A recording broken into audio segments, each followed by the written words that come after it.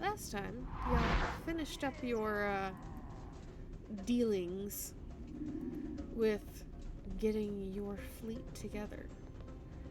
And you ended up with just about as many ships as you possibly could, all things considered. And set off towards Xaryxispace. You know, managed to save the princess. She is still with you, and if I recall correctly, you also gave her her ring back, which was what the brother was originally wanting from her. But on your way through space, with your fleet in tow, including the last breath, and you know that you're meeting up with relatively soon Nautiloid from the Rock of Brawl. You encountered something that you've all heard tale of. You've encountered one or two specimens, but you've not encountered them as a hazard until now. You're all just going about your day. And then you heard the loud thunks of things hitting the ship. And then the crunching and breaking of wood. As you all flew through essentially a cloud of space hamsters. Both large and small. Everybody went running upstairs to figure out what was going on. Saw that there are hamsters just all over your ship, eating it actively. And you all set about work, trying to deal with them. So, for right now, what I'm going to say is everybody can go, whatever order they want, and then the hamsters will have their turn unless you should enter into single combat with a hamster. So I believe the only one that has done that is Booker. Booker swung over the side of the ship to deal with a large one on the side. Yeah, I don't know how else to deal with this other than start stabbing it. Which I feel bad because it's just a hamster. It's just a wild animal, but Booker wouldn't feel bad. Booker's just gonna stab it. Okay, so we'll get to Booker in a moment. We'll just run down the list. Anybody else have anything that they would like to do first? Finn, you're on the top of my player list.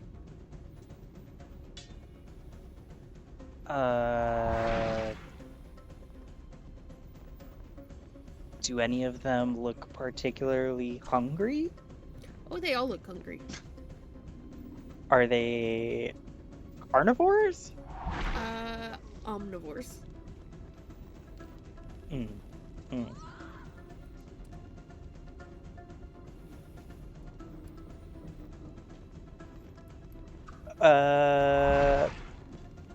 Yeah, I mean, I guess if Booker's attacking one, like,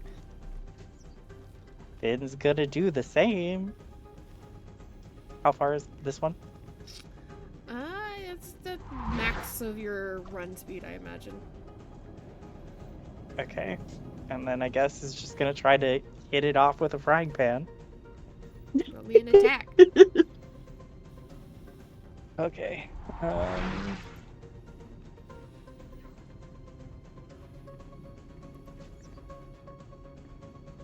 I'm just gonna have to d20 this because I didn't put it in here.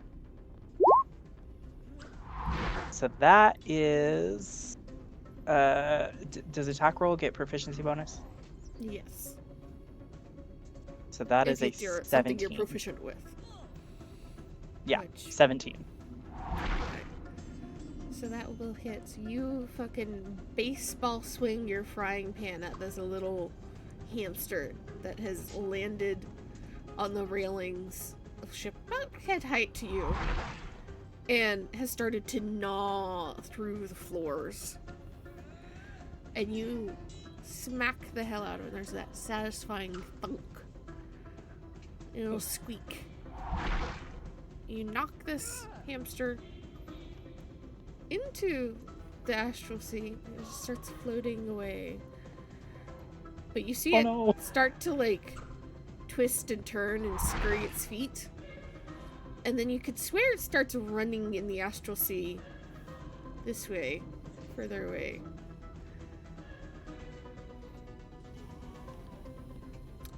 Ori. Feel so guilty.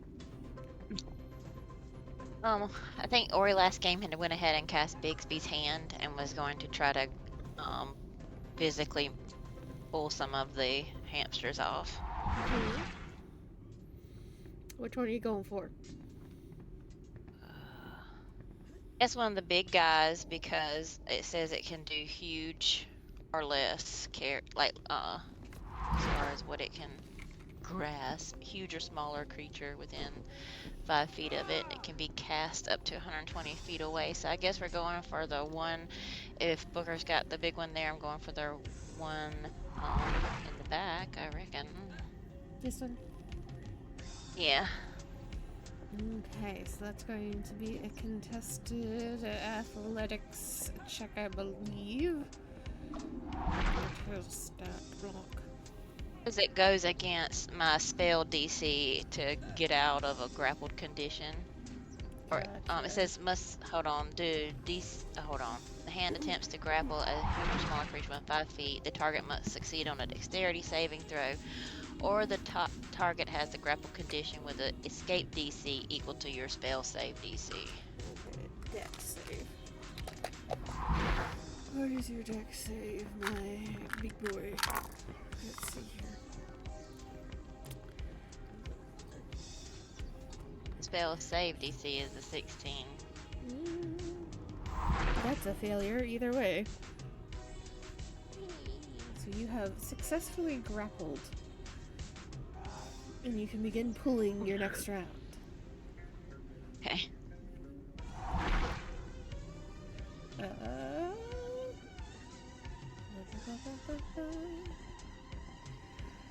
Alright, Trixie.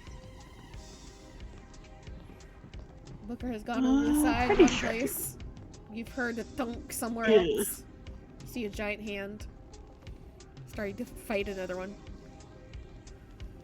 This one can be seen, right? The one up here. Yep. Can I reach?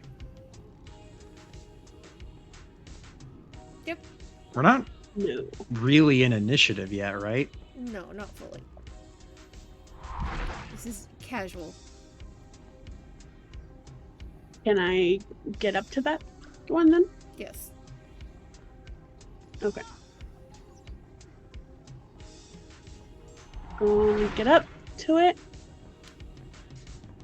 and try and wrap the meteor hammer around it. Kind of like a lasso. Gotcha. So make me an attack check. What?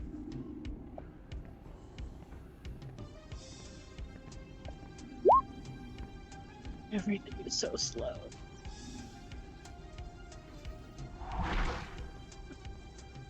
$14 plus 8. Okay, you So, successfully grappled that one. Sweet. You can begin fucking with him next round. Sweet. Booker? We're stabbing it. Booker's just gonna try to kill it. Make me roll.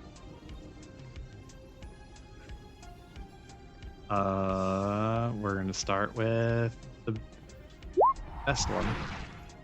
That's not a good roll. Yeah, that will not hit it.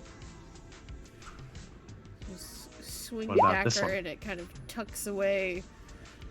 But it can't move back far enough to avoid the second hit. Nice. For 11 piercing.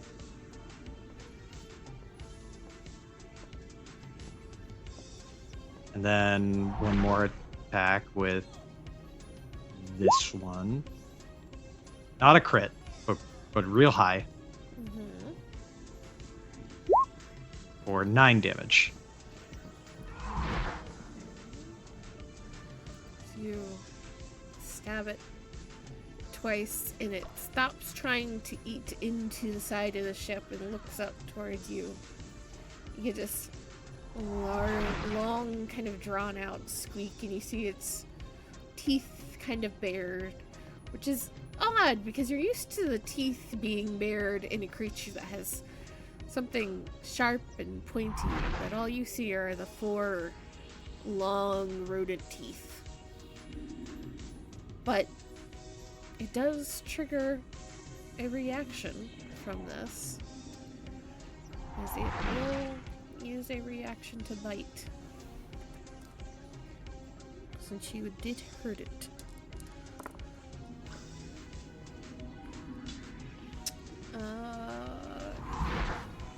Is a 19 hit. Yeah.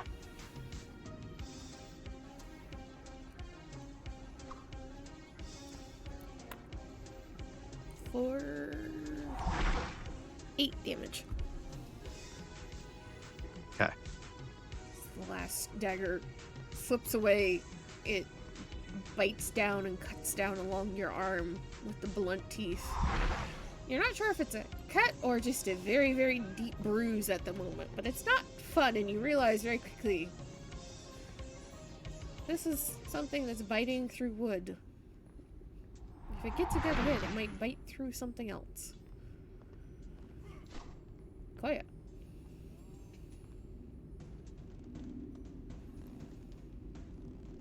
I think we were still in button form, so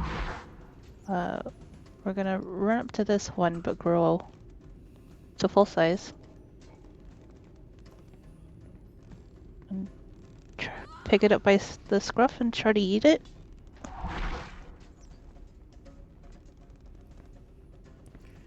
Okay. Roll me an attack check. This would be unarmed.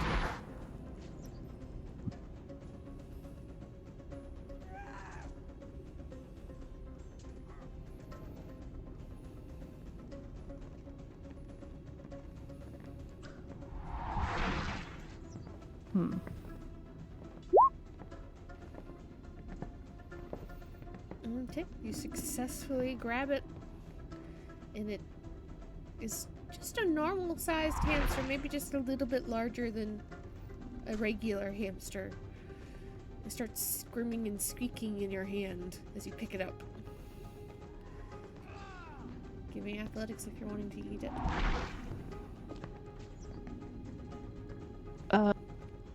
Change plans, Miss God. We're just gonna start collecting them. Are you sure? Yes.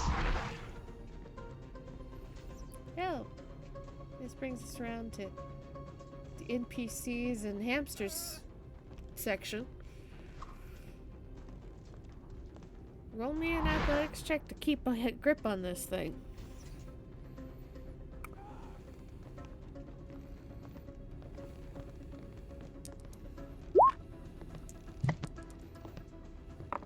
Can you beat that, my friend?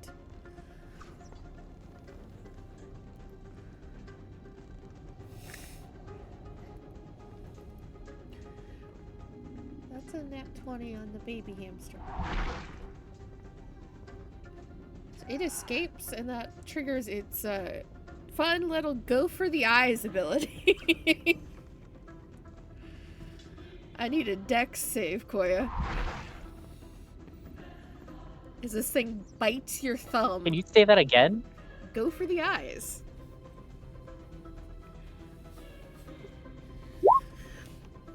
As It's the thing that Minsk says. Yep. Oh no. Yep. As it bites your thumb and you just kind of like hiss and let it go, but it launches out of your hand the moment your fingers loosen, straight for your face. And that is 10 piercing damage. And you're blinded. as there is now a hamster attached to your face. The little ones are meat. If you haven't figured that out. Let's try to see if the big guys get out of any of this. Nope. Grapples stay for both Trixie and for Ori. You guys are good. They can't get out. Starbow, please hit something. Hey, Starbow pelts this one off into the void. And Crux and blast him off. See if either of you can shoot anything. You both shoot. So, Ori, you'll take a +4 for your next check. Oh boy. As they both pelt the one that Bigby's hand has grappled. Mm. And then this one over here is going to run up and try and attack Crux. Not to miss. And then I believe I had Micken trying to levitate some of these off into the void last time. So let's stick with that plan. See if they can resist.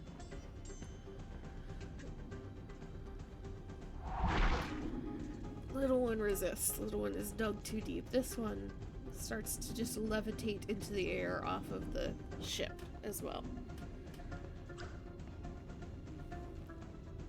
That takes the NPC round.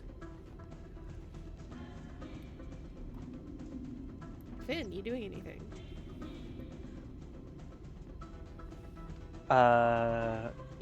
Yes.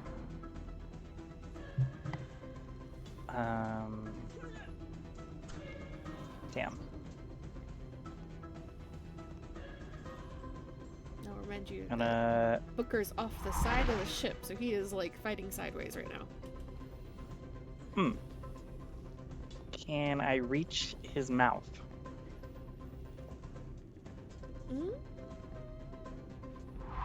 Sure. You Great. go on the side of the ship as well. Gonna. Are you asking? Do I? Or you're telling me I am? Do I have to is that like an athletics to hold on, or like I don't really understand the gravity of the situation? So you can either do an athletics or a acrobatics to try and get to the side and like stick yourself where there's gravity.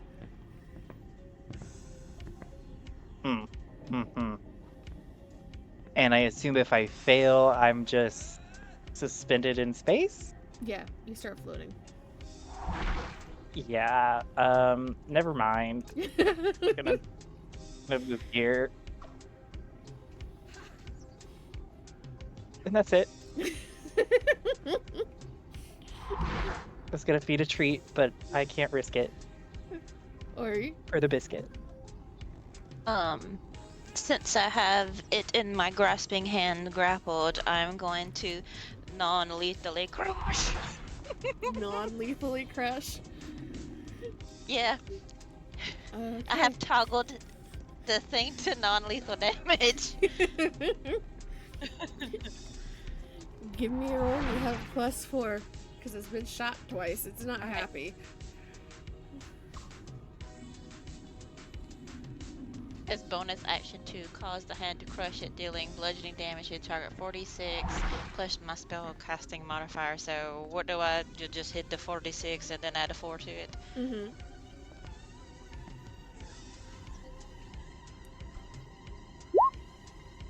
Whoa. 21. What is this? Oh. I've never seen it be blue before. No, that's kind of interesting. I don't know what that means. It meant you rolled both at max and minimum damage on some of your dice. Huh. So you managed to squeeze all of the air out of Right. this hamster. And you hear the squeak, and you see it go unconscious.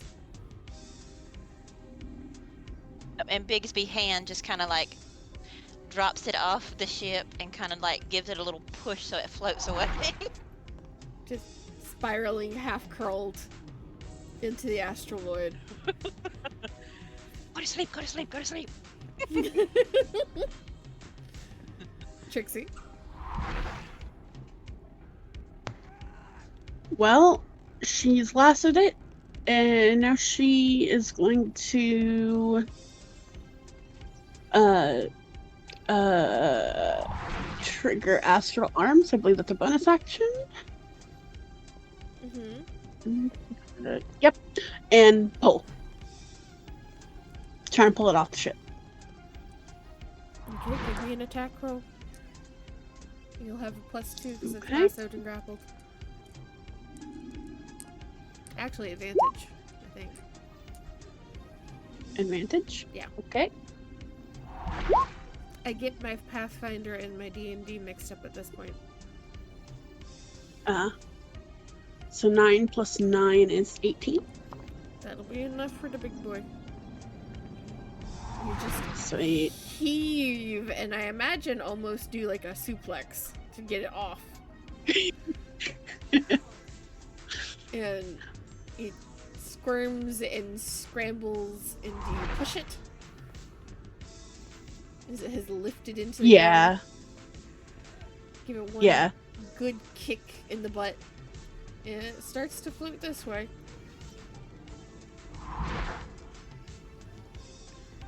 Booker? Yes. I'm continuing the stabbing ritual. I want to try to. I guess I'll try and like stab. I don't know if it's something I can do, but like stab his hands and feet to get him to let go. Yeah, you can. It just increases his AC by like 1 to try and do that. Okay. So we're going in again with the first attack. Oh, nah, that feels bad. I do have inspiration check, but I don't know how accurate that is. It's been too long. I believe everybody did get inspiration. If you want to use it on the hamster. I'm not. No, I'm not going to use it. I don't get inspiration often enough to use it now.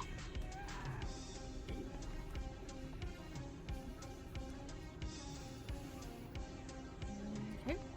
Does anything happen from the nat one? No. No, my friend. Oh.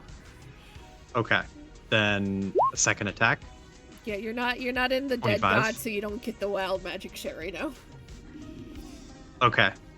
25 will definitely hit. Then one more. 29.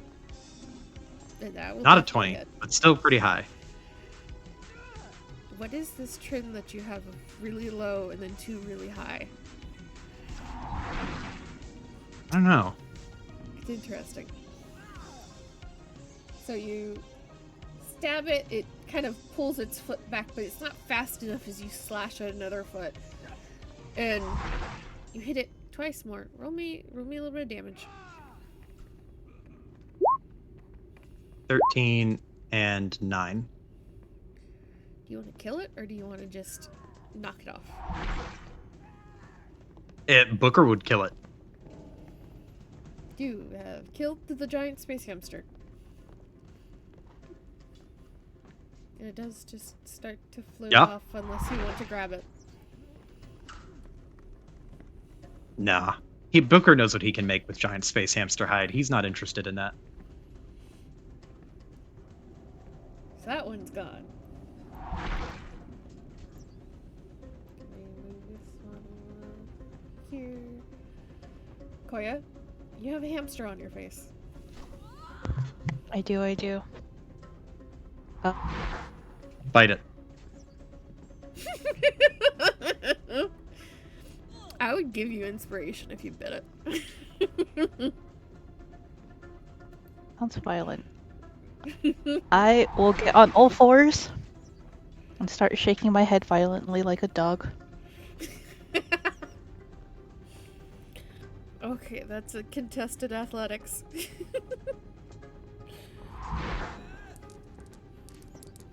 So roll me athletics. And you win. You just shake it off and it goes flying. Give me a d6.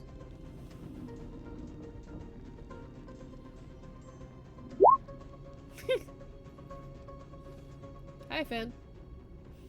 This thing goes I'm flying so sorry. towards you. What?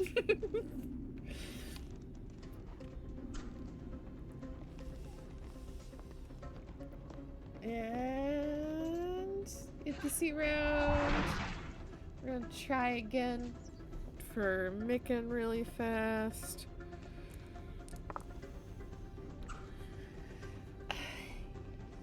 He fucking can't get this tiny bitch off. Let's just nod too deep into the wing.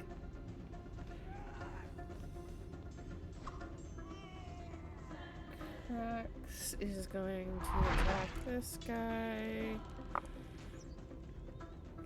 That'll hit, not enough to kill it. And blast him off. Misses. Starbow. Misses. Yep, stars.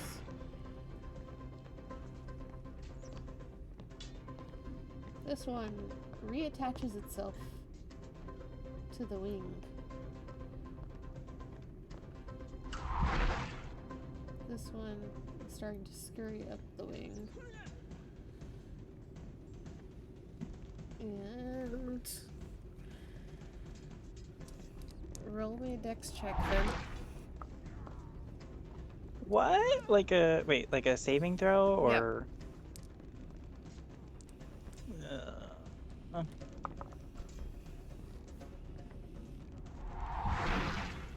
It didn't roll? I don't see anything. Oh, it prompted me. Oh, wow. Ooh. Hey, you managed to dive out of the way as this thing just lands in between you and Ori. And it was perfectly at head height when it passed you. And it turns. Luck, man. And you just hear squeaking as it's staring at you, Finn.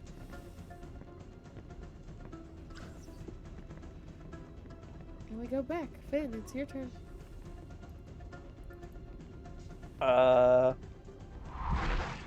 Bonk attempt number 2. Roll me an attack. I can't roll that. I always forget. I'm a halfling. Bullshit. I still think I'm gonna miss. That's a 13. Nope. Bonk attempt failed. Ori, there's a tiny angry hamster threateningly squeaking at Finn right in front of you. Change of plans. Go gadget hand, grab hamster. It's a dex check, right? Good God, let me see what it. It's like I just said it and I can't remember what I said a while ago. It's hold on. Grasping hand. It's a dex save, yeah, against my DC of 16.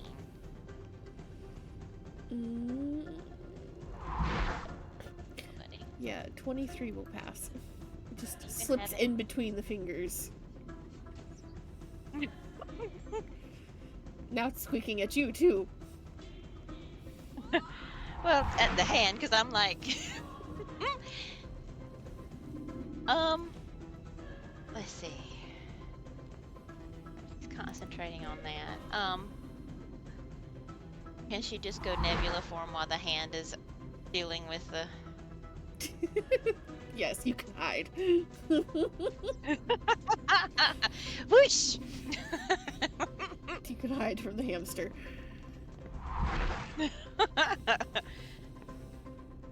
Trixie. And still there, trying to keep trying to grab it like a fly swatter in the air, I guess, like trying to.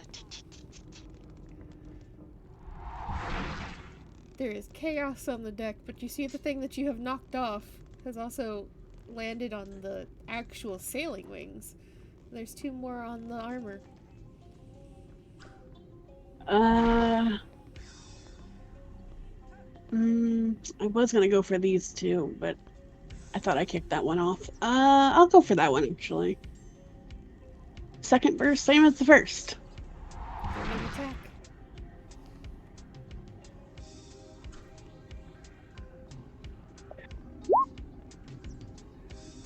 $18. Just get to it. And it is grappled again. To suplex next round, I assume. Yep. Booker. Yes. There's still one on the wing. Yep, there's So, one on the actual sails. There's some up on the armor. Micken is in a battle trying to get some of them off the armor. And there's a couple on the deck still. can Booker approximate who is having more trouble between Micken and Trixie?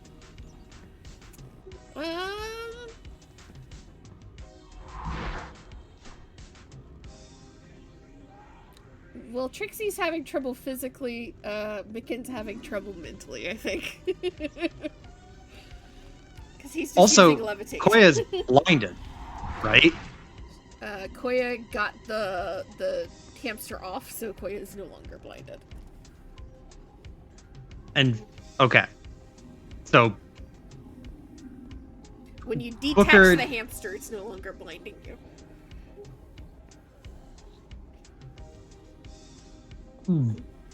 the wings don't flap, do they? No, they're essentially your sails. Okay. So, can Booker run out onto the wing? Or will he fall? You can make me an acrobatics to try and use some rigging to get up there. The one time I don't take proficiency in acrobatics as a dex character. I'll try it. Nope. Okay. So, let me see here.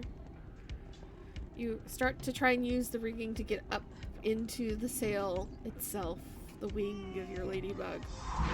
And you just miss grabbing one of the ropes as it starts to go by. And you find yourself drifting, Booker.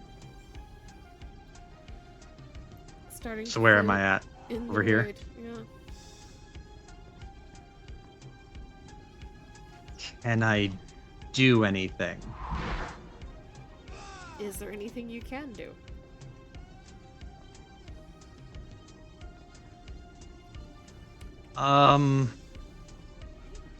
In theory, yes, but I don't. Well, I guess if we're gonna long rest, I can Misty Step back. Mm-hmm. Booker will Misty Step to get behind the big hamster if he can do that. Or will he fall again? You can Misty step onto the sail. Okay. Booker's gonna Misty Step over here.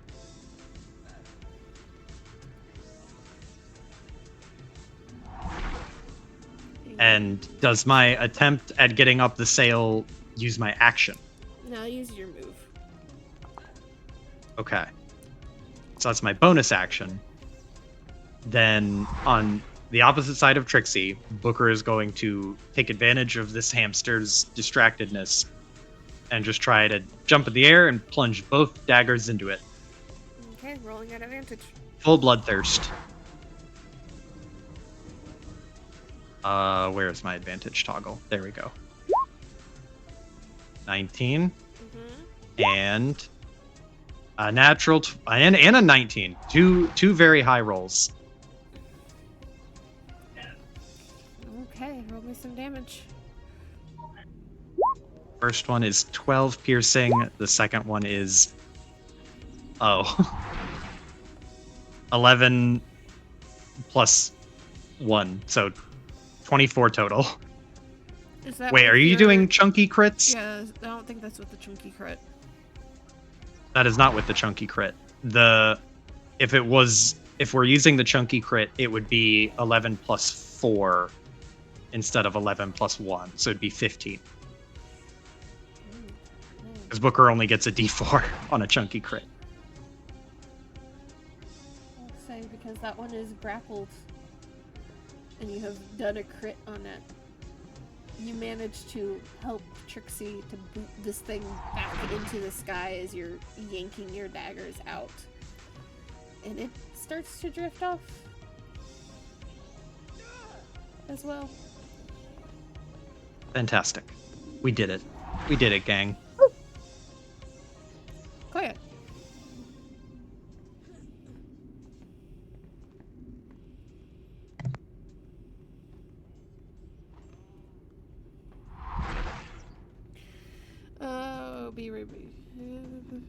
Next turn will go through and you eat a small one off the ship. Okay, come back to Koya to roll that in a moment. As we go through these. Okay. I need all of you to roll me d20s real fast.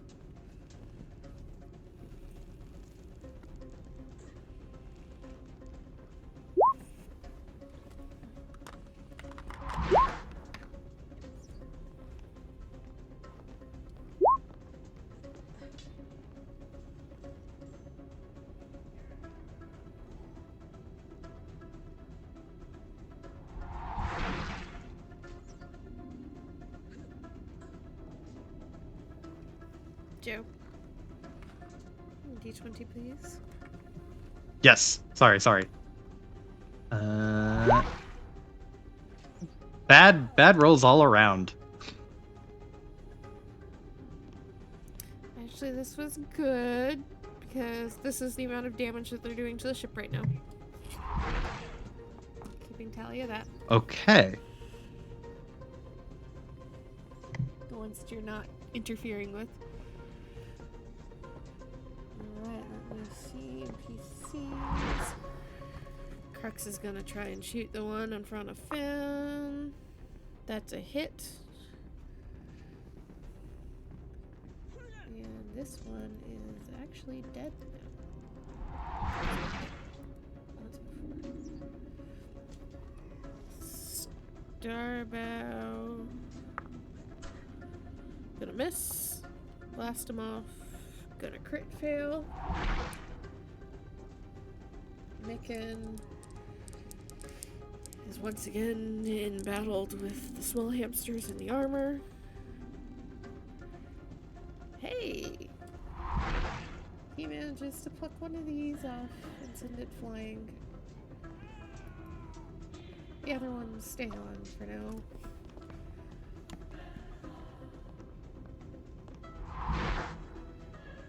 And then, let me see. This one's going to charge up to Trixie.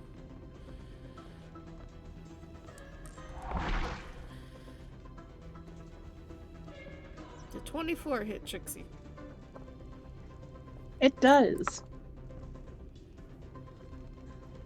Okay, 12 damage as it just runs directly at you as you are turning towards it. It just bites into your ankle. And this one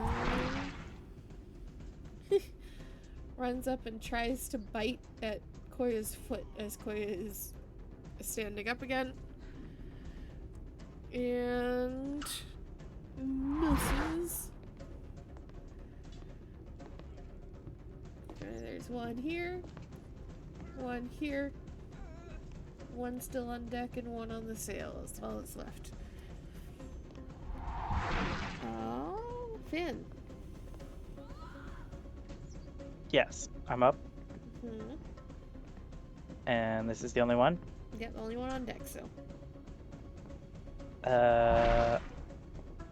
Actually, gonna use action to feed Koya a cookie.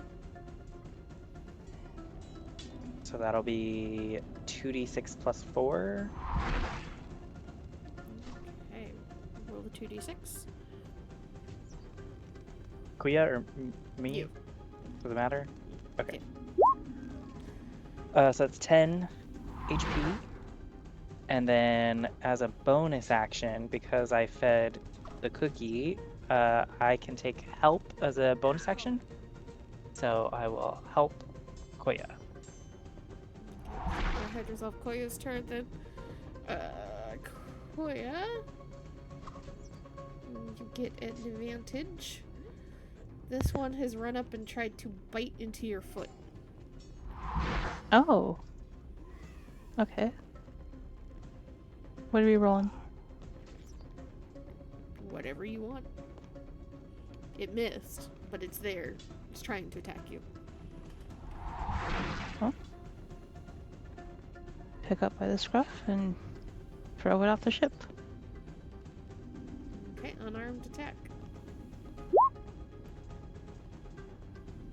Gotta pick it up.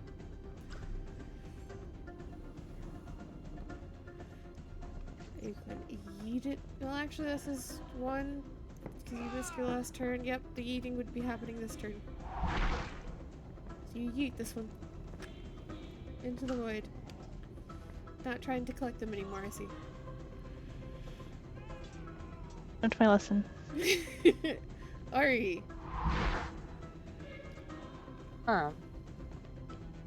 Letting them handle the ones that are left down here and go super fast and move Bixby's hand as close as it can get to the one on the upper right ladybug. I'll say you can get to it. She goes fast with it too. She's brum, and us to subdue Dakota to sleep. Okay, so dex check to go against. Yeah, That's an 18. 16. Ah! Angry cloud noises. Little ones are slippery. That's why Yeah. Finn's been having a problem with them. Trixie. One is attached to your ankle. Just okay. If it's attached, she'll use 2 arms to hold onto it and fly this way before letting it go.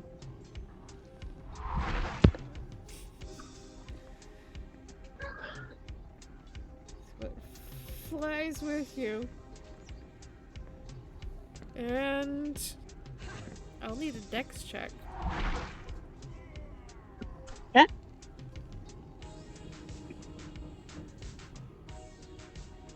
Or dex save, I should say. Dex saves +8.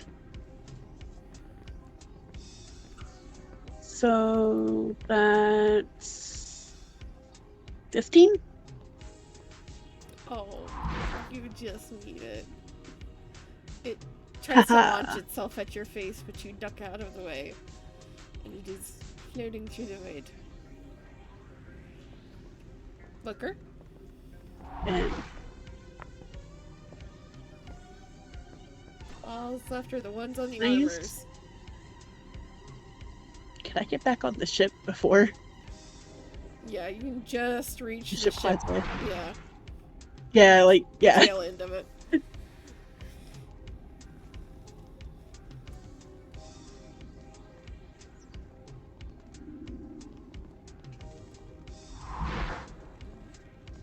Joe.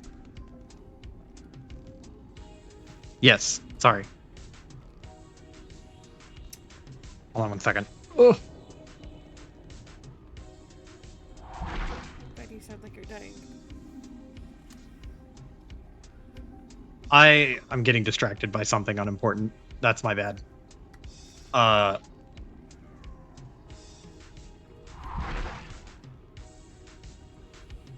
Okay. I do have a question. So, like, we're taking care of our ship. Mm-hmm. Can we see the other ships in our little fleet? Yeah, they're all dealing with us right now. Okay, so this is like a massive cloud of hamsters. Yeah.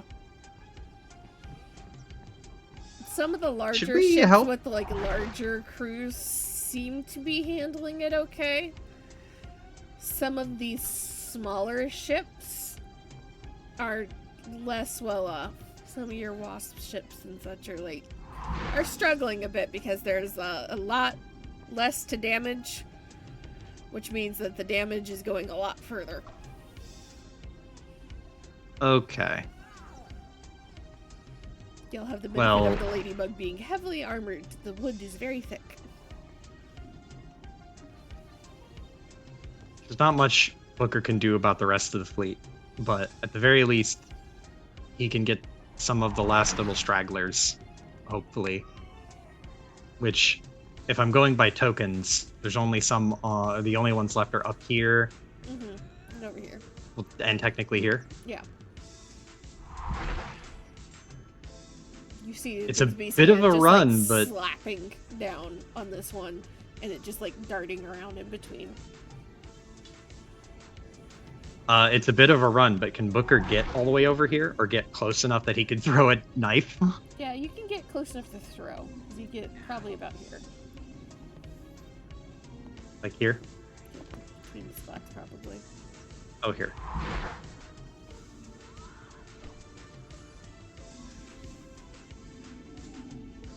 Where'd my character sheet go?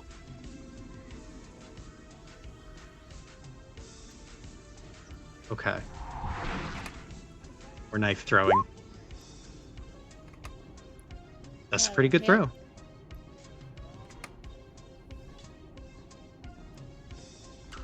That's gonna be 12 piercing.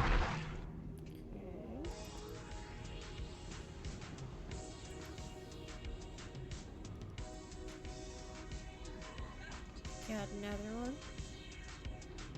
I got one more that I can throw. That's not true. I have many that I could throw, but one good one.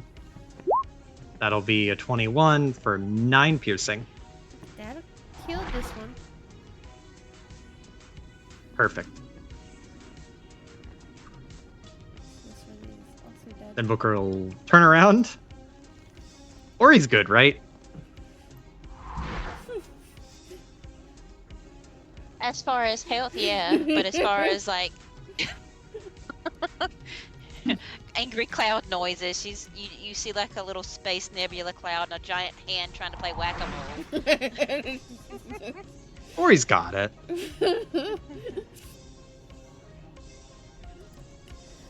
And are there any other hamsters on the ship? Not that you can see. Okay. Then Booker is going to use his bonus action to recall the daggers to his hands. And he is going to yell at Ori, like, "Oi, can you hurry it up?"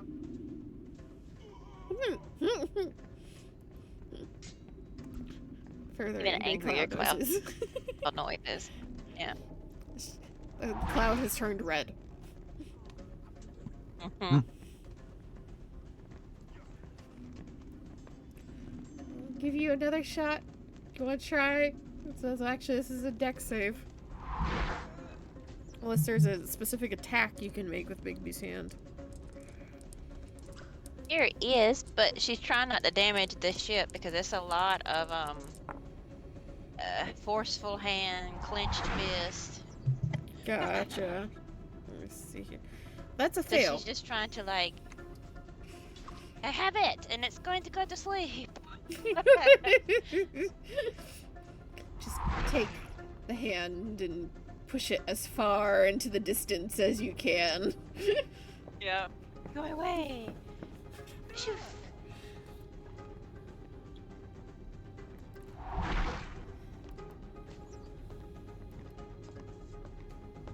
Hand comes back, shoots middle finger toward a book. That's a new one for you, Booker. You've not been flipped off by a giant magical hand before. You've been flipped off by many things, but not that.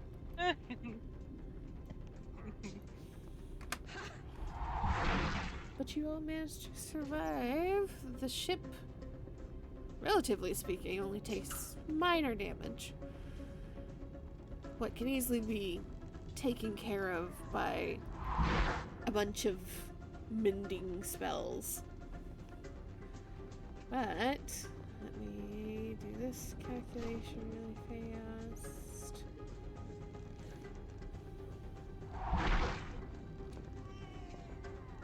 You end up three ships down off of your fleet.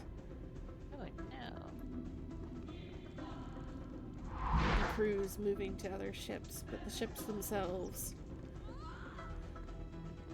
just suffering too much damage to be able to be fixed in the short term. They get towed. You assume to the, or at least the plan is towed to the edge of Xaryxispace so that crews can return to them once it's all over, should they survive.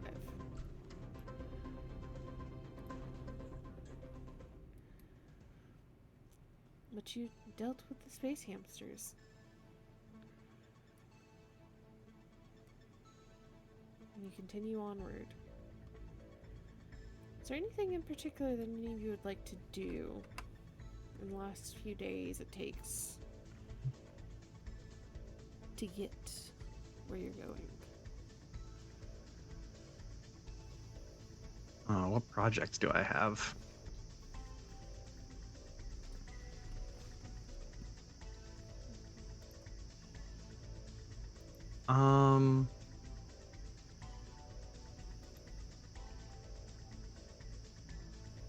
I don't think I have any big projects right now that I can work on. The big one that I would want is the broken Ceramorph plate, but can't do that. Oh, you know what we can do? Get poison from the jellyfish. Here, let me pull out a...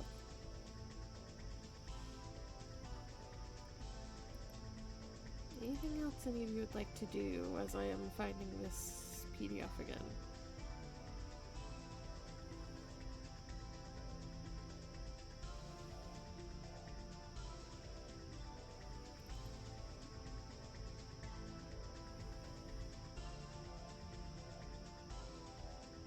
I'm taking that as a no. Damn. What the fuck is this? This PDF is Don't all speak up at once. bullshit. I was muted. I apologize. Hey, If Koya's up for it, Trixie would like to learn more Oni. Yeah, of course. I still owe you some stories. let me tell you the stories in Oni. You can only learn them if you learn the language.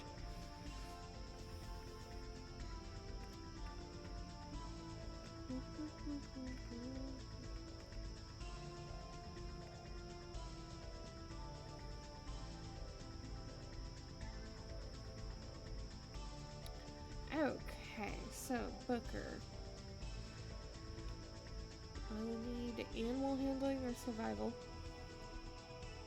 Lead is what we were doing.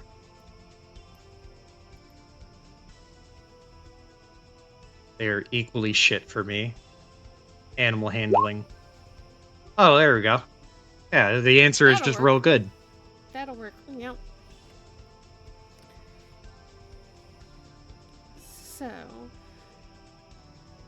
you will get 2 doses of poison from your flare, I believe is what you have. What's it called? The fish flare? Yeah.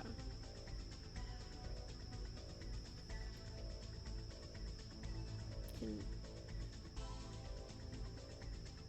apply it to a dagger or a blade or 10 pieces of ammo. It's a DC 11 wisdom save. Or they take 4d6 psychic damage. What the fuck? Sorry about that. That literally never happens. Kind of. Sorry. 46 psychic damage? Mhm. Okay.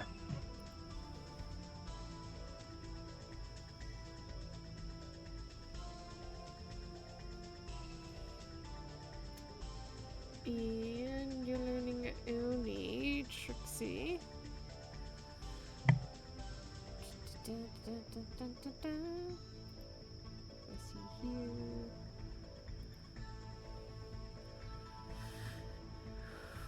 Roll me an int check. Okay.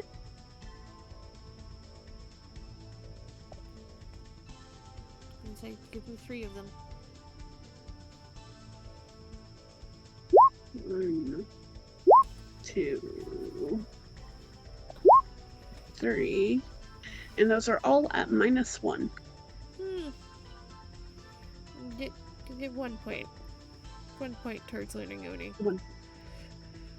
Okay. There's noises that you're not quite sure you've heard sentient races use in their language before. You're stuck on trying to make them.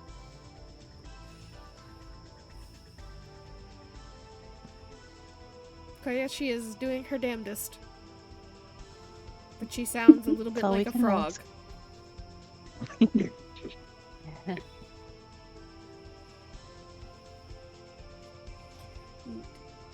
In the interim days, as you're getting closer and closer to Xaryxispace, Jadali will sit down with all of you and try to explain what she can of what she thinks you're all getting into. It's been a minute since she was in Xaryxispace, so she's not fully sure what changes may or may not have been made and what defenses may or may not have been swapped out.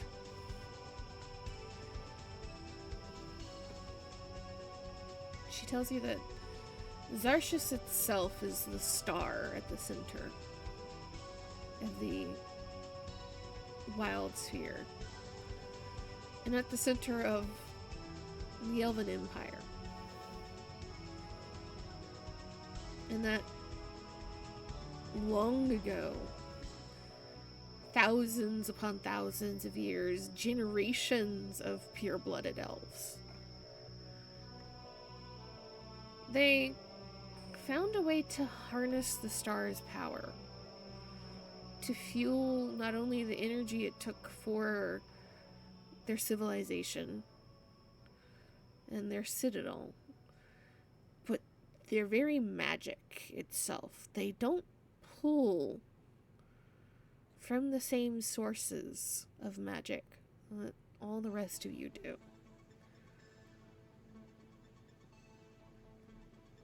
And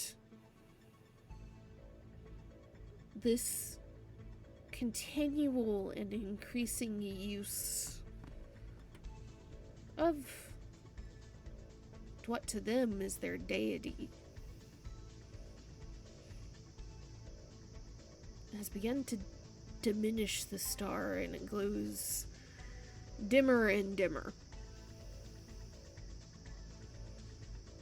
And that's where the astral seeds come from. She doesn't know what they are, how they were created, or even which of her ancestors started using them. But long ago, they started using these seeds to absorb empty crystal spheres. Ones with no life but a star. To replenish Xaryxis. But as time has gone on, the empty spheres have become fewer and fewer. As far as she's aware, they've still only used empty spheres until, well, her father became ill and her brother started taking over the military.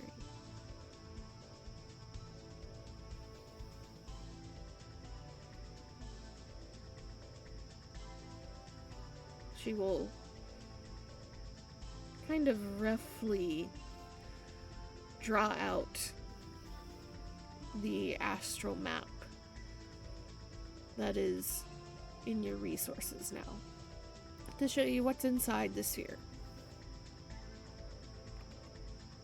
And that though Zerindar is the home planet of her race and her empire, the Imperial Citadel is where you all are headed. That is the administrative heart of the Zarshian Empire.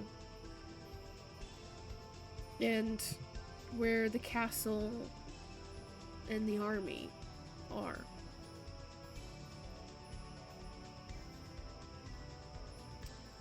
Is there any questions you would ask her regarding Xaryxispace and the Citadel?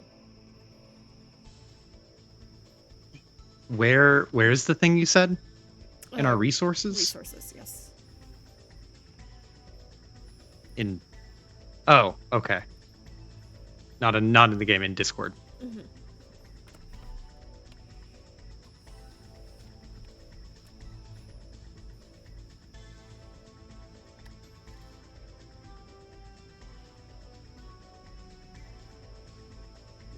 So, where exactly would we be trying to send our forces? Where is their military likely to be centered? Is it, I assume, on the Imperial Citadel? Yes.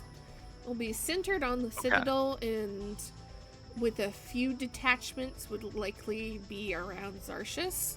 There's not much that you can do to or about a sun. Yeah. Even a dying one.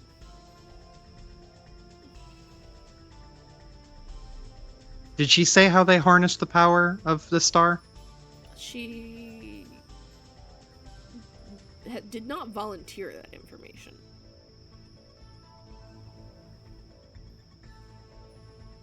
Can we pry? You can try to persuade her or otherwise. It will be a very high check. I'm not the most persuasive, but I'll give it a shot unless anyone else is feeling lucky.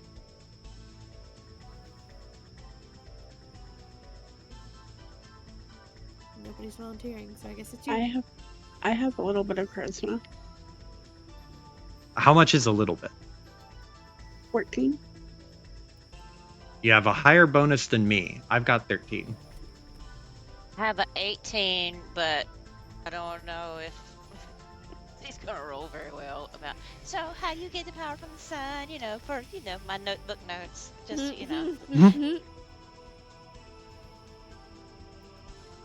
Whatever can help us, against them. Okay, who's rolling? I mean, I'll give it a shot. Who's talking? Trixie, do you want to roll or do you want Booker to roll? I can give assistance with either just be like, yeah, the more we know, the more we can, help out. You know what? You go ahead. You're the captain. Ori, give me a roll. If you roll high enough, you'll give a little bit of a bonus to Booker. No advantage? Not that advantage is gonna do me much here. See, if she nats Like 20s, she'll get an persuasion? advantage. Yeah.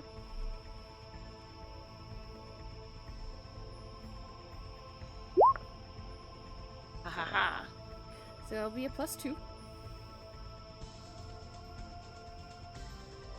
Okay. Cool. Spill the tea. I mean, not on her, Booker. She Oof. kind of shakes her head a little bit as you're asking about it. It just tells you that it's a very old process, and there's not really much that's going to affect anything that you can do regarding that. And kind of waves off further questions regarding how the magic is drawn. Does it have to do something with that ring that your brother wanted? And she'll shake her head. Just know this ring is my claim to the throne. If he has both of them, there is no competition. He doesn't have both of them yet. Hmm.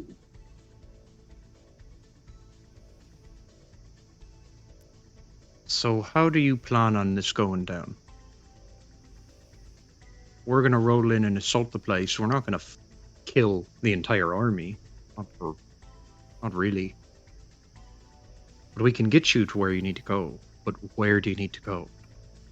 Let me see. Do I have a... Give me a moment to see if I have a player map for this. Player brochure? Ooh, I do. You see her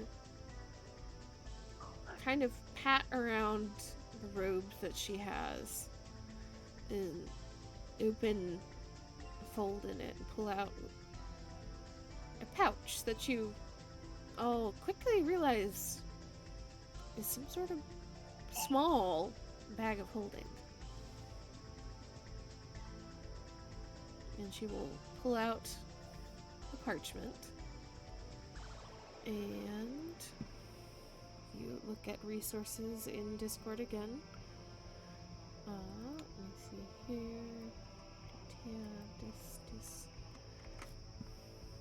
She will lay out a map of the Citadel itself. And you all quickly realize that the symbols that you have been seeing marking the Astral Elves, the ships themselves being astral moths and shaped like moth wings, it's all mimicking the Citadel. And she will point at it. Well, the only places that are safe to land are going to be the docks at the tails. She points to both of the lower tails of the wings.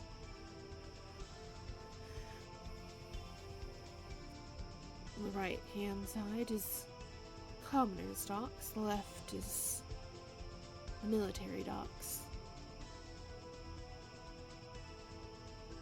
In the center is the palace, and the head is the Temple of Light. That's where my brother will be, I imagine, once he realizes there are trouble.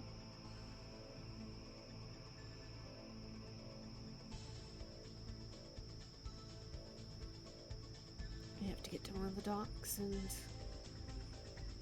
get me to the Temple of Light. Well, is there another side to this citadel? Or is it all on one side? She kind of shakes her head. The asteroid we used for it, we mined so heavily that there's nothing really on the other side. Just solid stone at this point.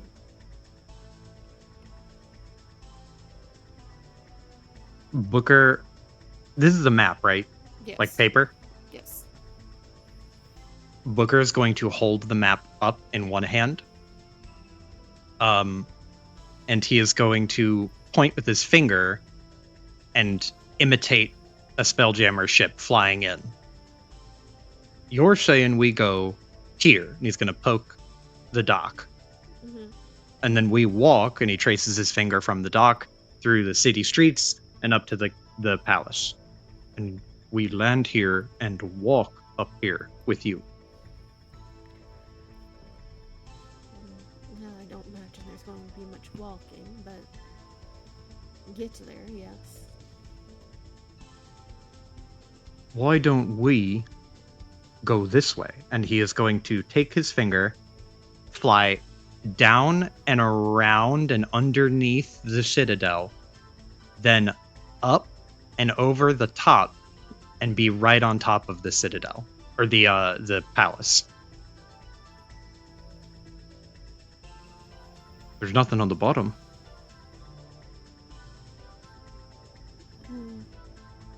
Citadel. So you're trying to get them to the Temple of Light, right?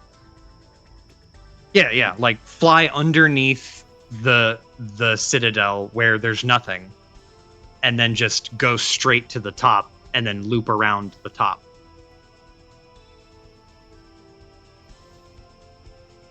That way we avoid having to run through everything and we can just land where we need to go. She nods. A thought. However, she will kind of gesture along the walls and around the sides of the head where the Temple of Light is. All of this is extremely heavily defended. Ballista, mangonels, mages that are trained to fire from a distance. Not to mention the entire Navy can fly wherever we can fly. Well, we have an army. We have a fleet. And it is large enough to stand a chance.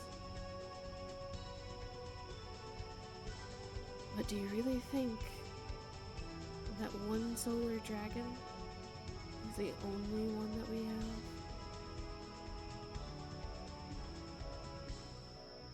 If we have to walk up, wouldn't we have to fight the solar dragon anyway? Not if they don't see us. Won't they see us land? But you can disappear into a city, can't you? Especially when there's the chaos of war.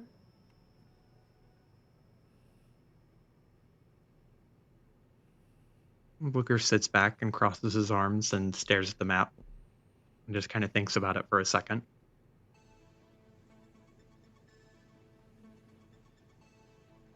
How many non-elves are on this place? And she smiles and shakes her head. Only the slaves.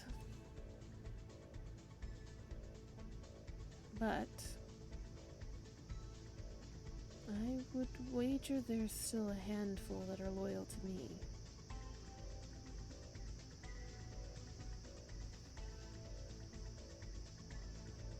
Your plan is good if we can punch a hole fast enough through the fleet, but if we get slowed down at all,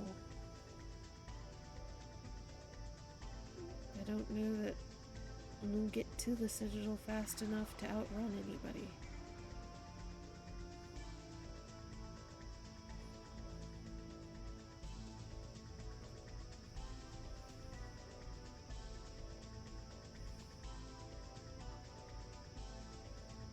Hmm.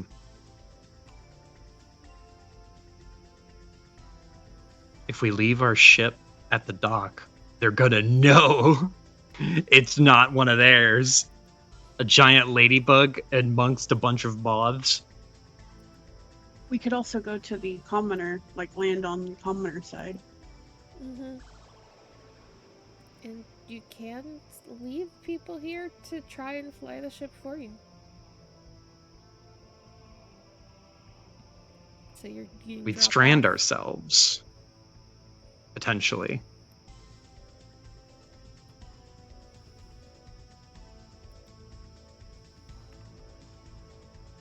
I'm more of the opinion we should do something risky. If we're gonna get dropped off, drop us off right at the front.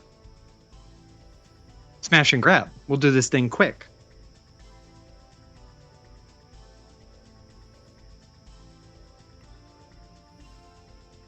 If we're talking about this far enough ahead of advance, I could like put a teleportation circle. I don't know if we had talked about going back on Udaflachi's place with all the Thunderdome would allow. I could pull a teleportation circle. I would just need cover for a minute to cast it if we needed a oh shit button and get out. Yep, that is an option. I like this plan. Yeah. What we could do maybe is, like, if the fleet goes out to attack while we're, like, underneath kind of thing, like, we try and sneak in while the fleet makes a distraction, and then we could try the whole smash and grab like you were saying. I like this plan. It's risky. It's spicy.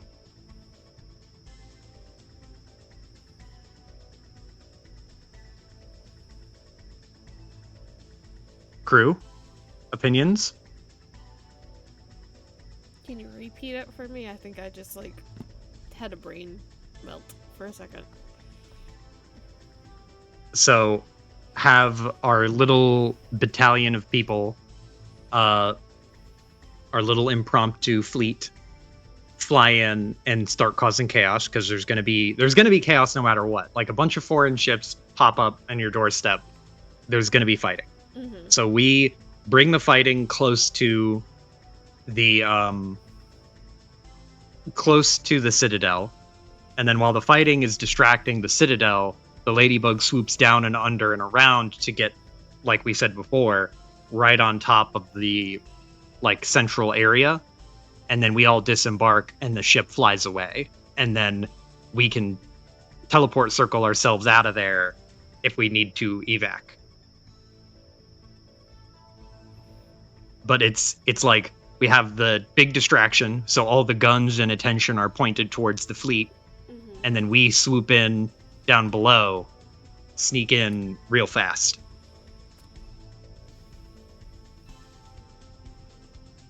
You see Jadali nodding her head.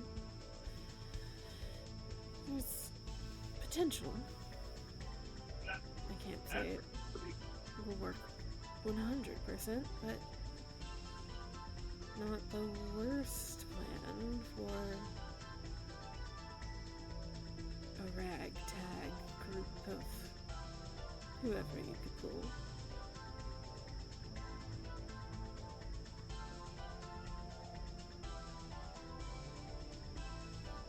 Our fleet isn't that big, so I think that a faster plan would be best. Mm-hmm. It's really, like, your plan is really risky, Captain, but it's also the most direct route.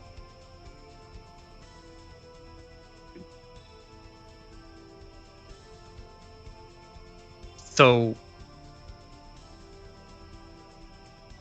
what are you going to do when we get there?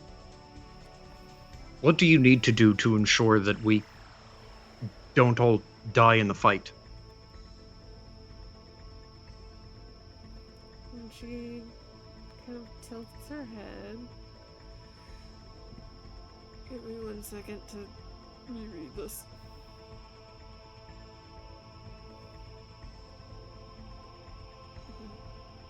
I'm assuming that we're like sneaking her into the big chair, and she's going to sit on the big chair and claim rightful rulership over her brother, and then have the brother thrown away in a dungeon, and then tell the army to stand down, and then turn off the crystal light harvesting stuff. Wouldn't she need his ring? Yeah. It's gonna turn into a fight regardless. Mm. And on top of that, I think I remember hearing something about the only dragon they have.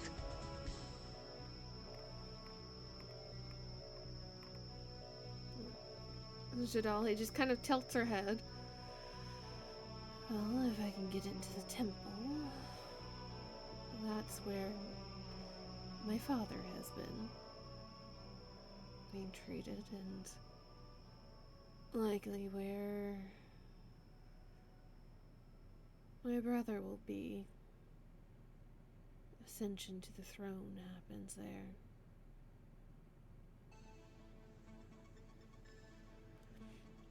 If I can get there and show my claim, and you see her kind of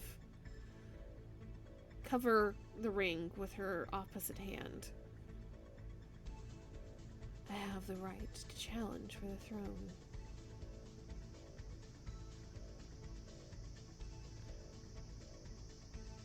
Depends on how many people there still support me. If enough of them do, then we may be able to just sway the military and the nobles. If not, well, it's my right to proceed to a trial by combat. And I assume that's where we come in.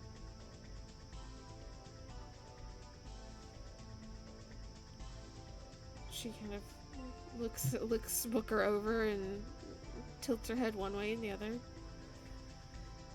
If there's no generals that will volunteer, I would appreciate it. I have some combat training, but I was never as interested in it as my brother.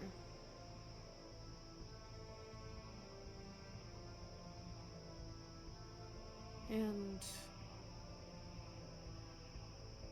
I have a suspicion that he has something up his sleeve if it comes to that. Though I don't know what.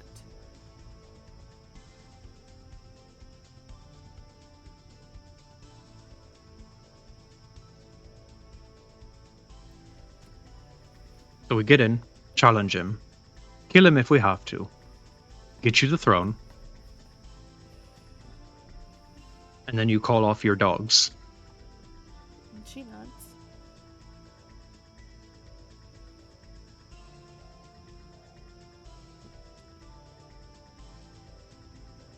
I can stop the Navy. Once I am on the throne, it gives me telepathic links to all the Spelljammers. So I can end the fight rather quickly. And then we can see about stopping the seed that is on your planet. It's a process, but one that can be accomplished with both of the rings.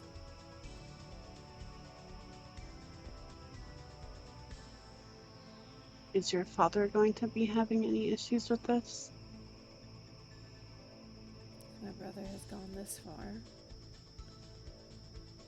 I honestly don't know what is left of my father.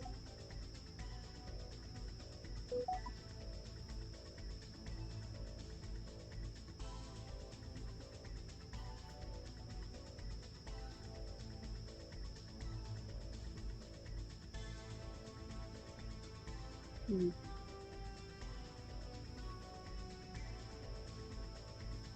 So the rings connect you to the throne, which gives you power, right?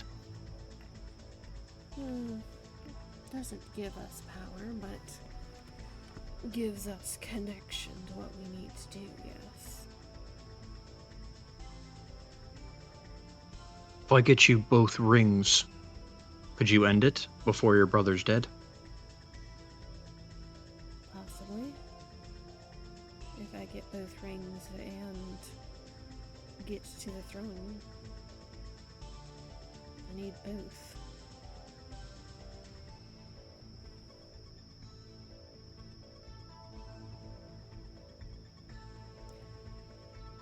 Picture it like a key in a Okay. lock.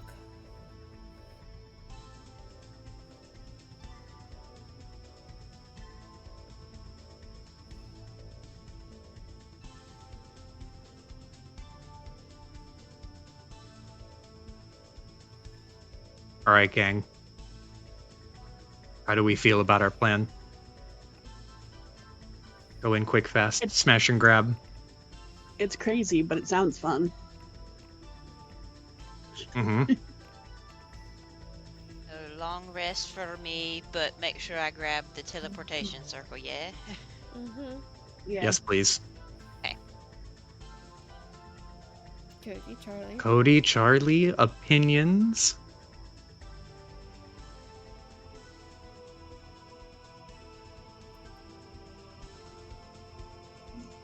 I'm down for some chaos.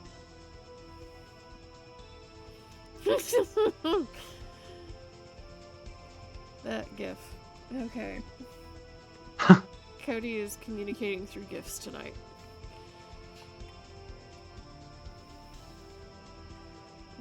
Jadali will kind of look around and nod. This is going to be not easy. It will be an understatement. But she kind of places that bag back on the table again. And it honestly looks almost the size of a wallet. Though every time she reaches her hand inside, you see her entire hand disappear inside. It's embroidered black and gold, much like her robes. You see little motifs of moths hidden among the embroidery.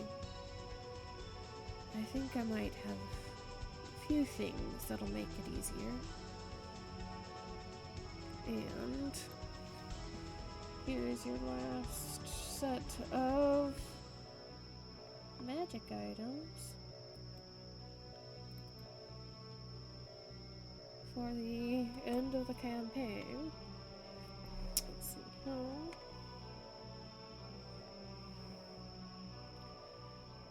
So, Joe, first you. Mm-hmm.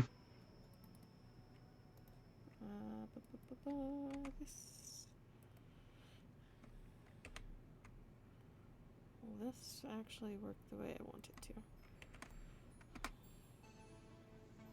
No, it will not.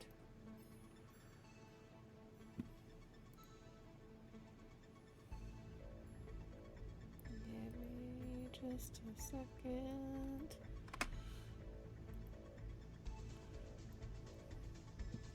She pulls out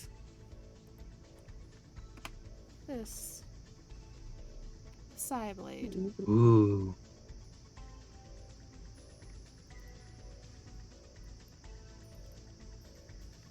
Be prepared to write your magic items down wherever you feel fit to. This Okay. dagger is made of pure crystal, the blade. And it, as you pick it up and hold it in your hand, it pulses with the rhythm of your heartbeat. It does count for a magic item. And if you hit a target with it, it takes an extra 1d6 psychic damage on top of the base damage of a dagger. And it has a special ability called Time Warper.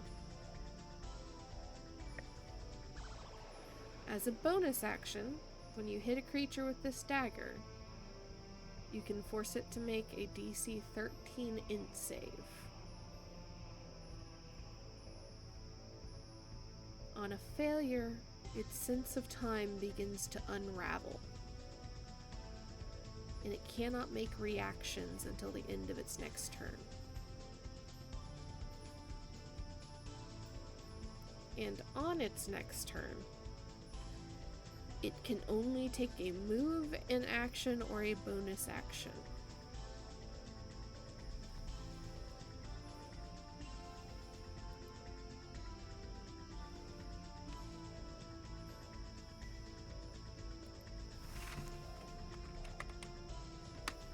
You don't Okay. need to repeat anything. So let me make sure I got this. Mm-hmm. Deals an additional 1d6 psychic damage in addition to the normal weapon damage. And if I hit, I can, as a bonus action, force a creature to make a DC 13 int save. On a failure, that creature cannot take reactions, and on its next turn, it can only take a move action and bonus action. It cannot take a normal action. Move, bonus, or action. It can only take one. Oh. Gotcha.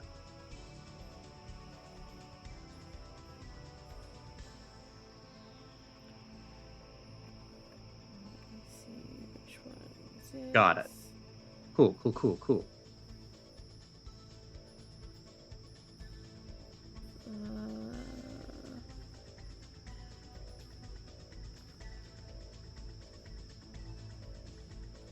She will also give you one additional item.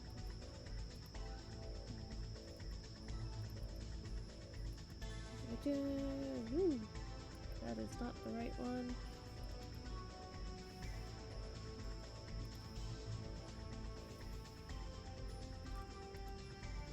Upward fall, this one.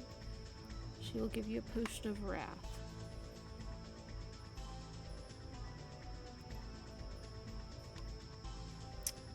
So the potion of wrath. You see the bottle itself inside the blue liquid kind of swirling, and you swear there is pulsing veins growing along the side of the glass. She says that it's a potion that is along the lines of some of the things that you make or end up discovering. And the only explanation she gives beyond that is that there's a little bit of giant's blood in it.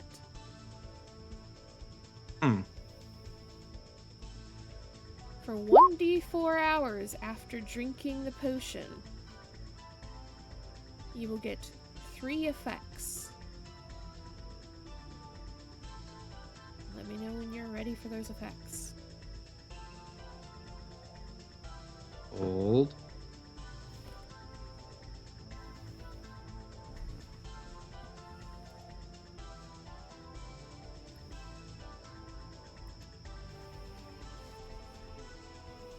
Okay, so it's a wrath potion. 1d4 hours. What do I get? First effect, your hit point maximum is increased by 10. And you'll get the same number of points.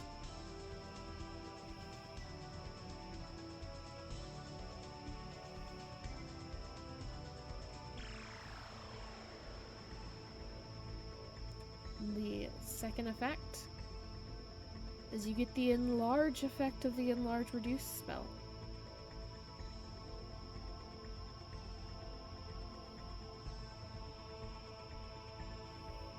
Okay. And the third effect, you're immune to being frightened, but you have disadvantage on throws against being charmed.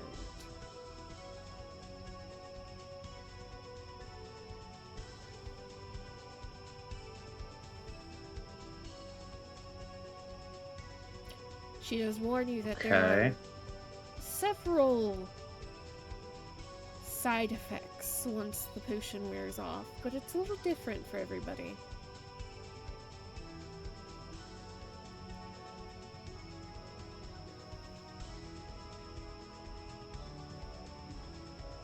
So essentially there's a mystery roll you have to make once it wears off. Okay.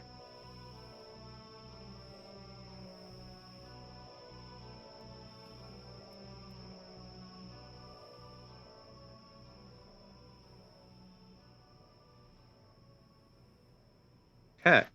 Got it. Koya, you get. Let me check this. It's number 1. You get an oil of sharpness that you can apply to your glaive.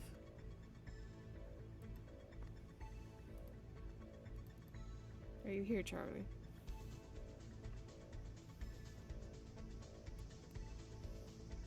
I am, yes. Okay. So you can apply it to a weapon, and for an hour, you get a +3 bonus to attack and damage.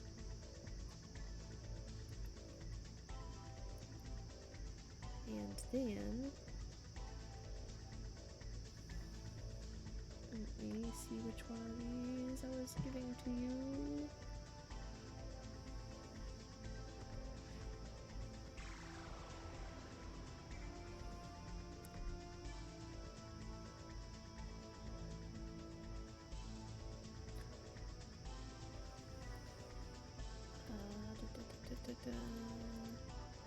Fuck. Stop it.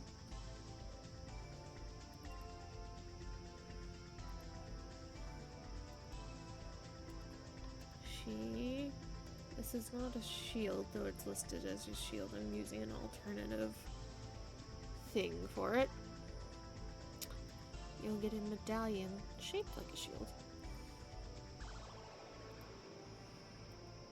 called the Arcane Reflector.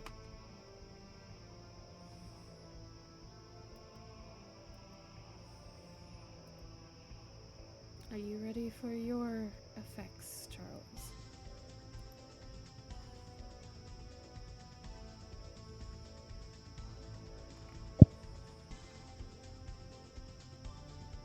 Charlie. I'm not sure if you can hear me. Yes. Okay. So when you're the target of a spell of first level or higher that targets only you, you can use your reaction to attempt to redirect the spell.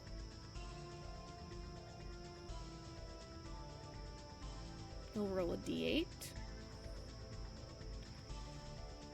And if the roll is higher than the spell's level, the spell will target another creature of your choice that you can see in 30 feet.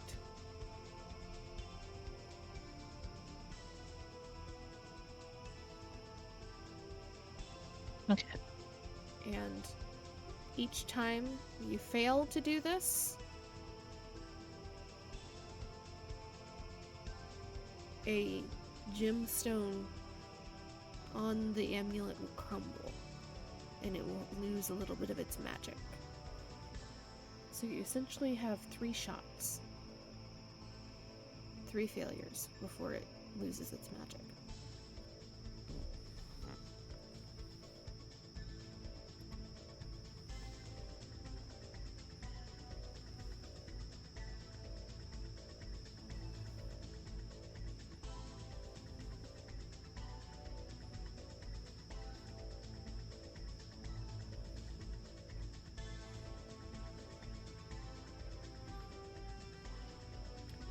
Ori, are you here?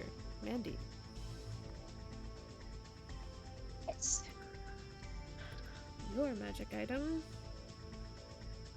You get the Heartbreaker's Brooch. Breaker's Brooch. I see that. Essentially, it looks like for these last few items that she has pulled out a little jewelry box and is very meticulously going through a handful of jewelry that she has, each one glowing with different magic. This one she gives to you, Ori. Are you ready for your effects? Yes. So, while you're wearing this brooch, and you make an ability check using charisma, you can choose to roll it at advantage. Once a day. Alright. Once per day. It has an additional effect called Beguiling Magic.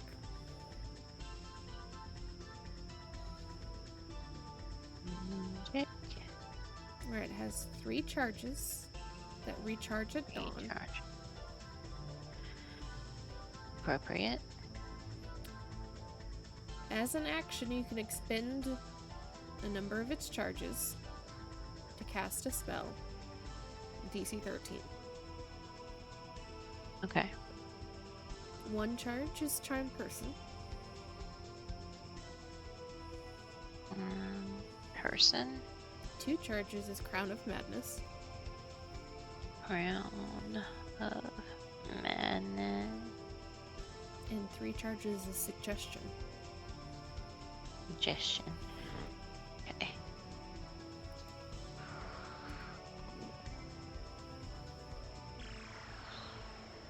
Got it.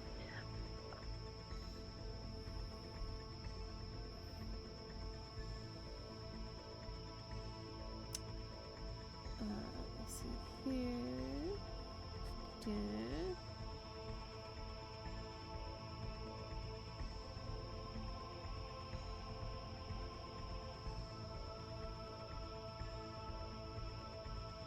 Iris, are you here?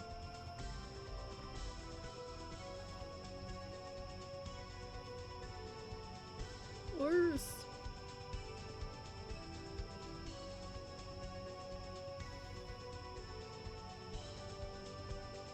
Okay. No, Finn. Finn. Here. Okay. So, she will ask for your frying pan.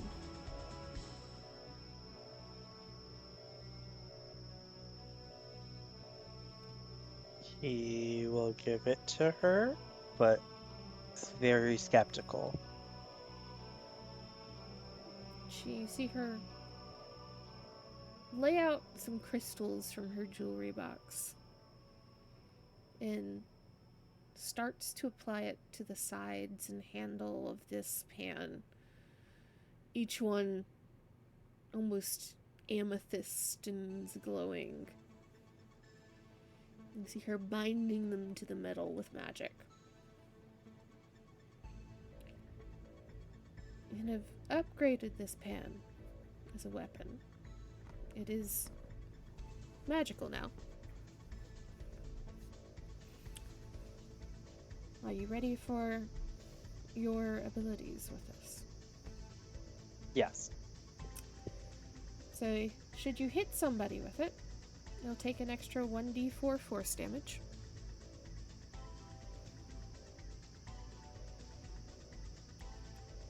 It has 5 charges that regains at dawn.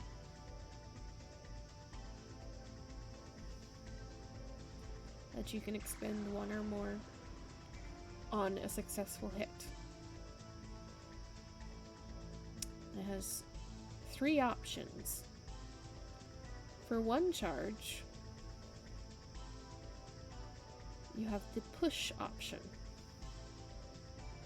Succeed on a DC 13 strength save, or be pushed 10 feet away in a straight line. If it fails by 5 or more, it is prone.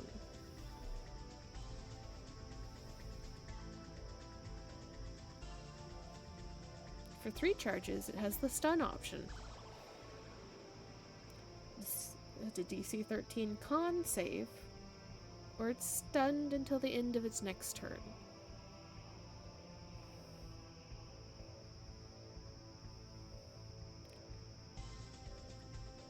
And at 5 charges, it can dispel any spell of 3rd level or lower that is on the target. And cancel the magic properties of any non-magic or non-artifact level magic item.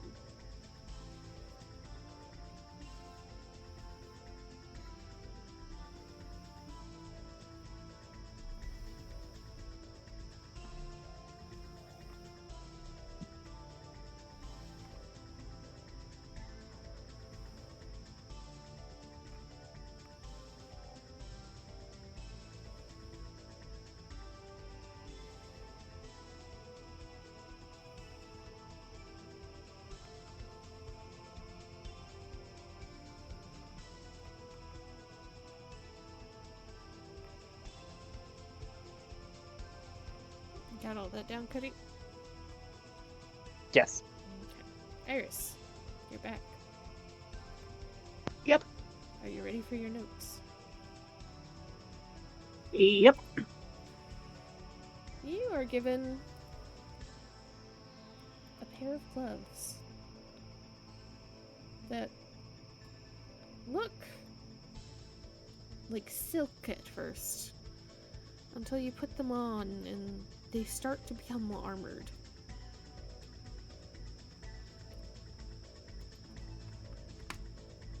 And you are given psionic mitts. Really not gonna fucking load this one? This is the one you have an issue with? Okay.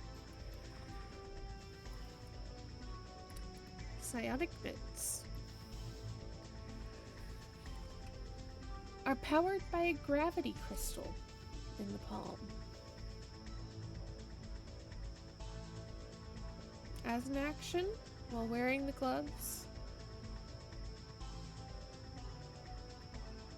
you can attempt to move anything of size medium or smaller telekinetically that's within 60 feet of you. If it's a creature, it has to succeed a DC 13 strength save to not be moved. If it fails, you can move it up to 30 feet in any direction that you want.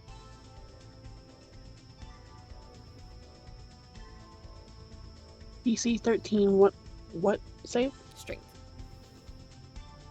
Sure. You can also attempt to take an object that is being worn or carried with a contested athletics.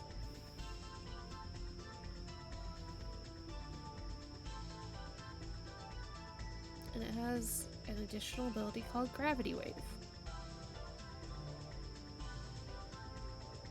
Let me know when you're ready. One sec.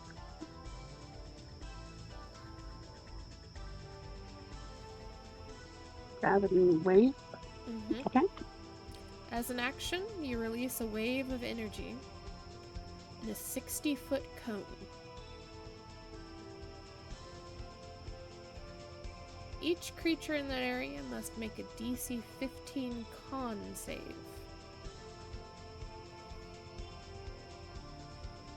On a failure, the creature takes 6d6 force damage. And it cannot move until the end of its next turn.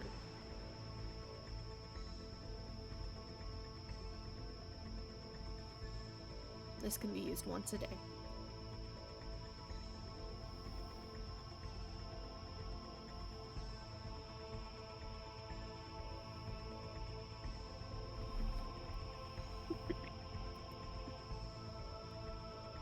Okay. Could you repeat? The creature has to make what save? A The DC was 16? yes, just 15 con 16. save. 15 con Yes. save. 1/5 con save. Or take 66 force damage and be stuck.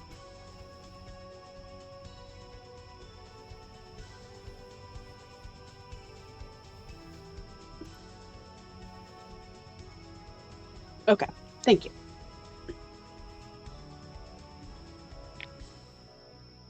And then there is Amy will get her items, the leader.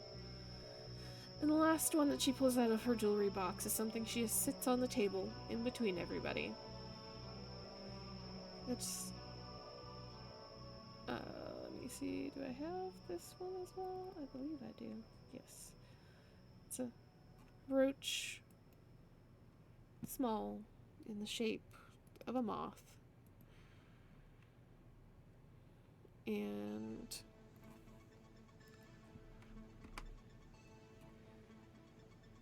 whoever's wearing it can project a map of the Citadel in front of them. And they can also choose once per day to use a Starlight Step ability. So a 30-foot Misty Step, essentially. It's primarily a portable map for whoever would like to carry that and be in charge of that.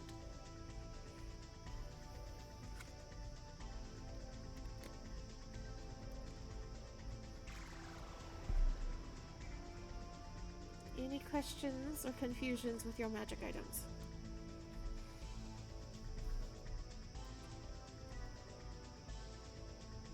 Sounds good to me. Nope, I'm satisfied. Anybody want me to re-roll and give you a different magic item? There's one or two left, but I picked the ones I thought would work for everybody.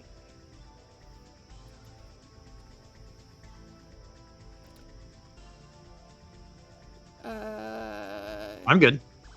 Trixie can fly, Koya can fly, Mikan can't fly, but can levitate and cast, like, automatically cast Featherfall on himself.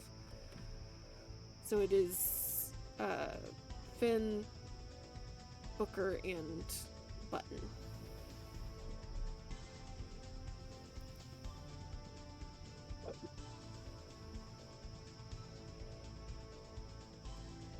Honestly, Button might need it, because Button has a tendency to just be yeeted through the air. Finn has a tendency to keep far enough away that they can't yeet him yet. See, the great thing is these gloves are perfect for that.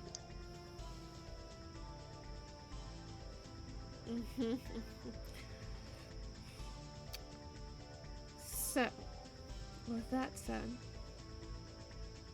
you all continue through the Astral Sea. Well, I should say, is there any further questions you have for Jidali regarding the Citadel in Xaryxispace?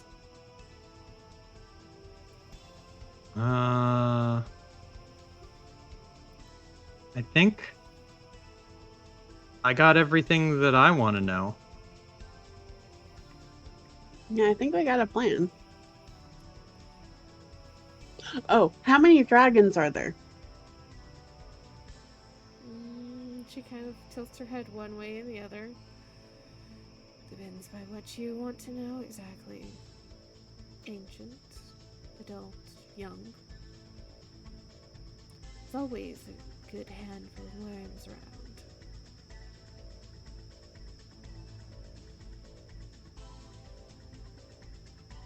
Oh.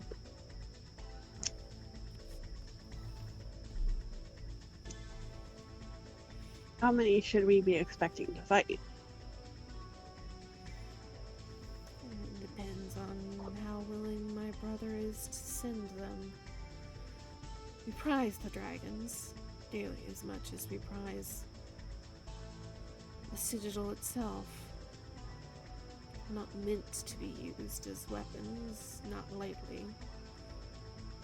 Well, he did ride one all the way through the astral sea. Ones that are large enough to be a threat to a ship.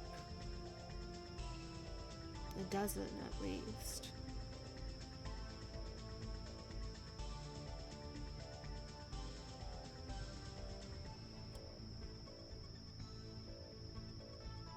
Which, you know, that large enough to be a threat to a ship, that's probably young teenage dragon and up. Mm.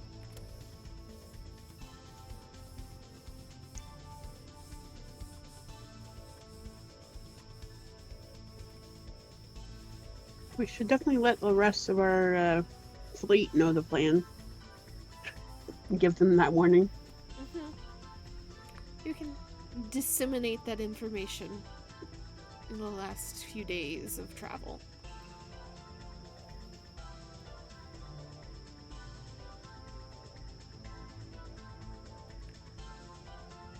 But if there's nothing else,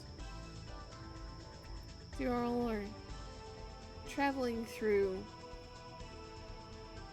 the astral sea. You all eventually come across a crystal sphere that's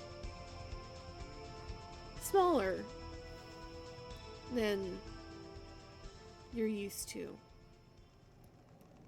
by quite a bit. Nearly half the size of a standard crystal sphere. As you move from the silver purple of the astral sea into the swirling rainbows and darkness of wild space, you see a single silvery white star at the very center. And fly onward nearly a half day, and as you get closer and closer, you start to see the other worlds within this sphere. And a single silvery light that seems to connect from the white star all the way to the citadel, half hidden at first behind Zrindar, but coming into view more and more.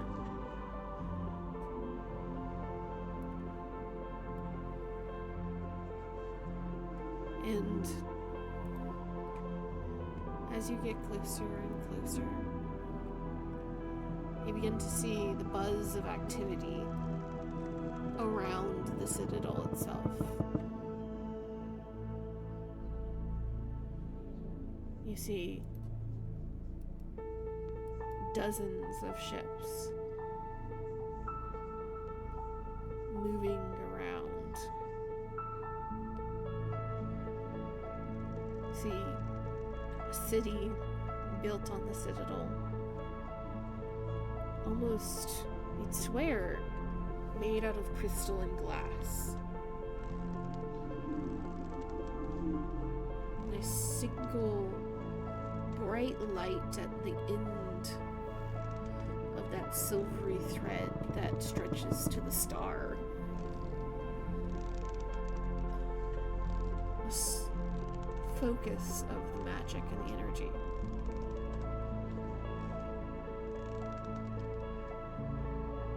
And you see flashes of light and color that move that you're not sure if those are ships or magic or something else moving around the citadel.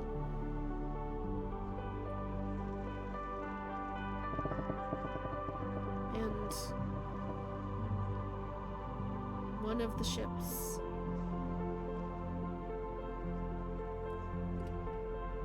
flies just close enough that you can see the crystal-winged sails of the Star Moth.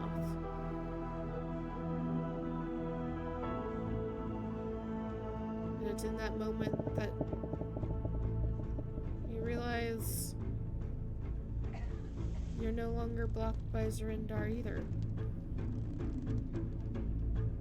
And as it darts back towards the city, you realize that you've been spotted along with your fleet.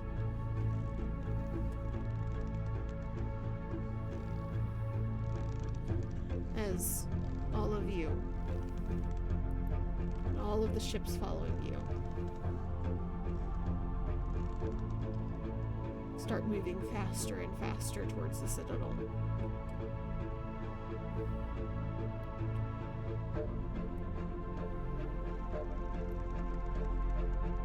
As a fleet of star moths moves to intercept. And that's where we're going to end it for tonight. So you'll start a naval battle next time. And try to Damn. get to the Citadel. So be it. I like this map. This is really pretty. I want to live on Golden Moth Planet. No, it's evil. It's fashy. Very I fashy. can be evil. No!